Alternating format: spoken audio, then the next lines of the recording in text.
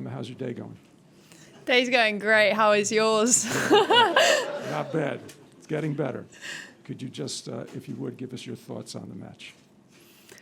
Yeah, I thought from the very beginning I knew it was going to be an extremely difficult match because Layla, she's played some unbelievable tennis, taking out a lot of the top 10 this week. So I knew that I'd really have to bring my game, and I was just trying to focus as much as possible on one point at a time. And there was some really great battles, and I really had to dig deep to face quite a bit of adversity in both sets. So I'm just really proud of how I managed to stick in and come through in the end.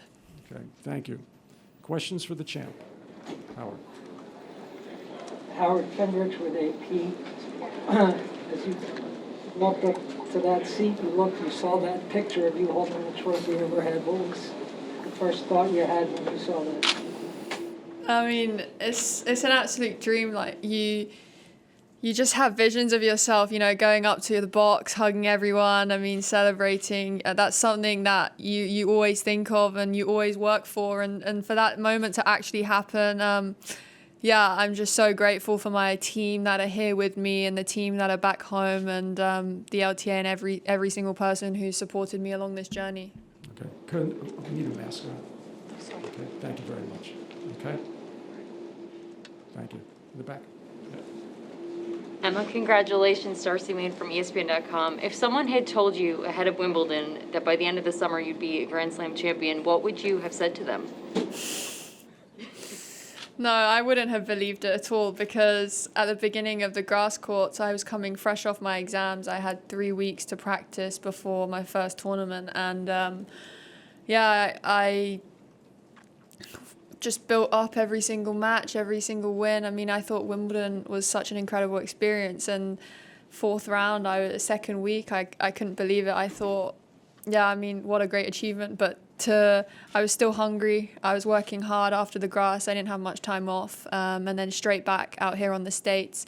And with each match and tournament and week, I think I've really built in terms of confidence, in terms of my game, in terms of my ball striking, and everything came together today. And I think to pull off some of the shots I did in the big moments when I really needed it was just an accumulation of everything I've learned in the past 5 weeks. Okay, Ben. Hello, Ben Rothenberg, New York Times. Congratulations.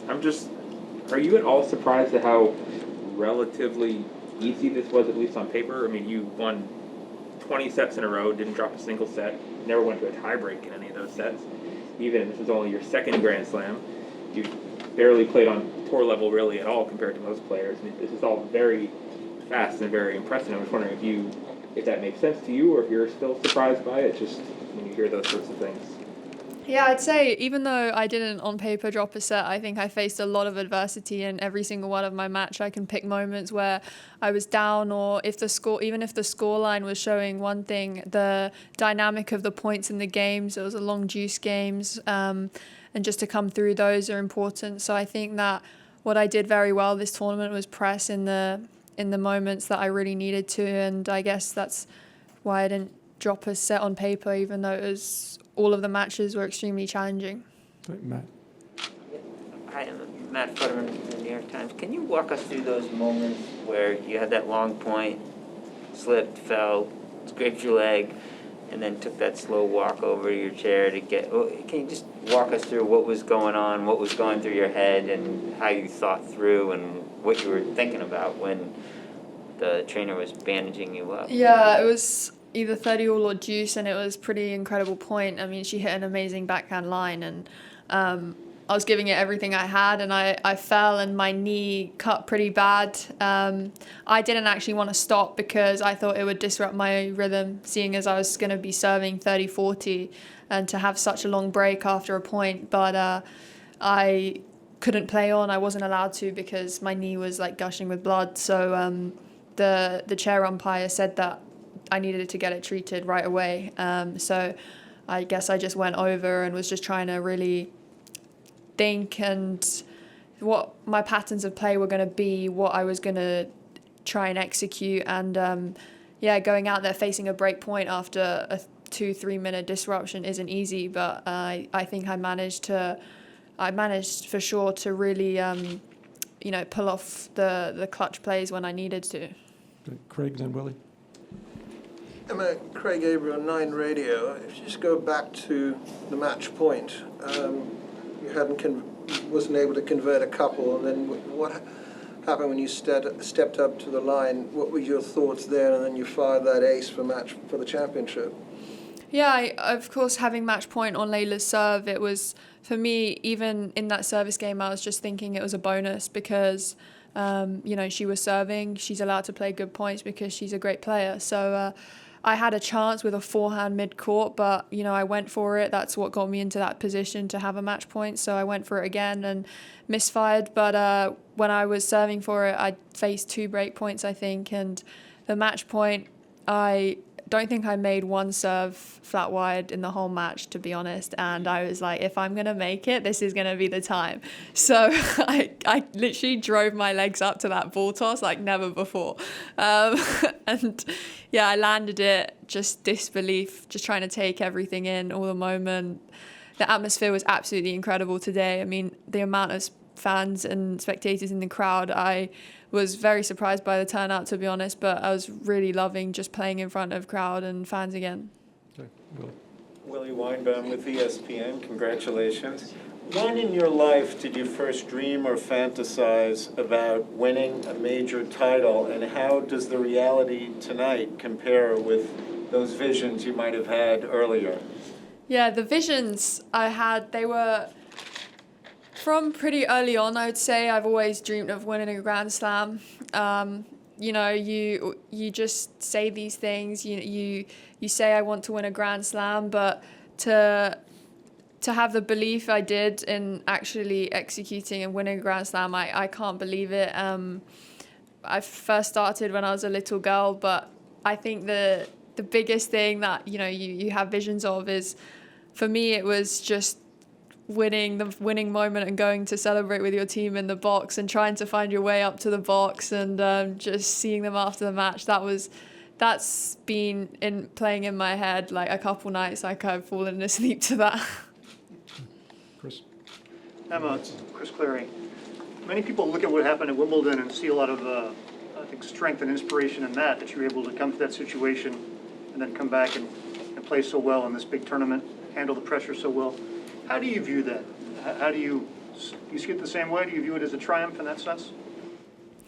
I think the biggest triumph for me is how I managed to just not think of absolutely anything else except for my game plan and what I'm going to execute. I didn't really think anything of anything other than what was going on the tennis court. So all the outside stuff, I just completely zoned in and focused on my craft. And when I was on the tennis court, it was just business as usual, focusing on the plays. And that's the biggest thing that I'm proud of. And I think that's definitely what is the biggest thing that has probably helped me to win this title.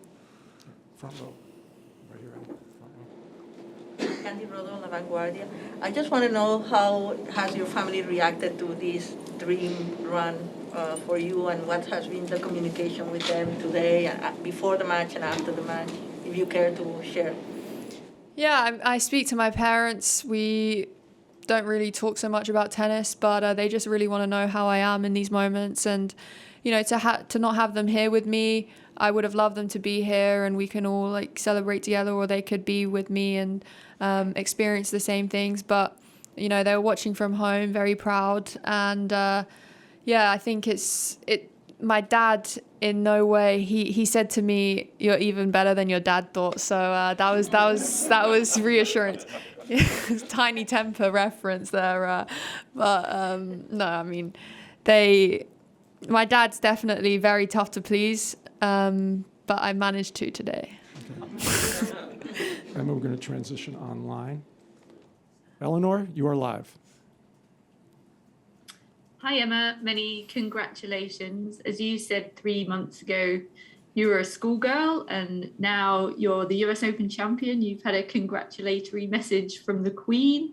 I know you said that you weren't looking at your phone and you didn't really know what was going on back here, but are you ready for what a star you're going to be when you come back and how things are going to change for you?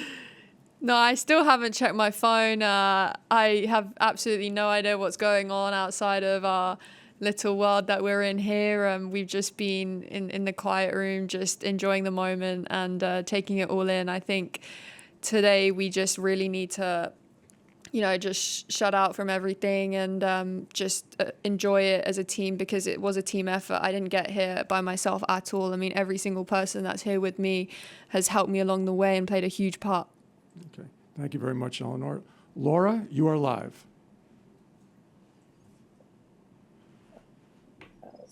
Sorry. Laura? Sorry.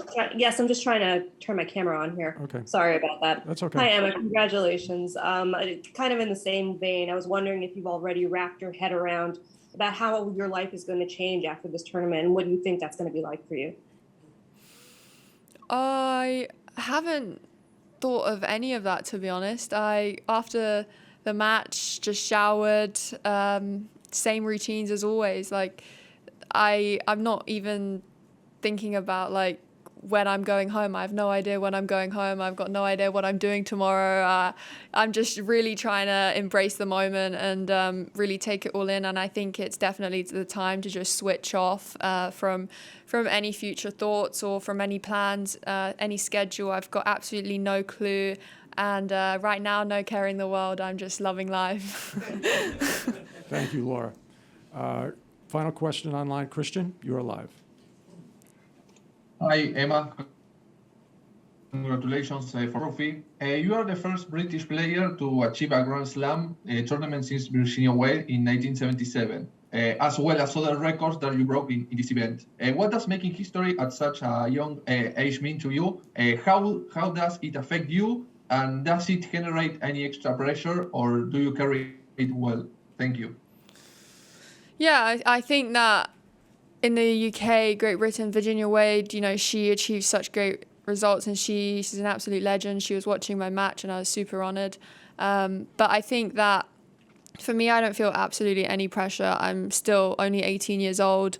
I mean, I'm just having a free swing at anything that comes my way, and that's how I faced every match here in the States. And it got me this trophy, so I don't think I should change anything.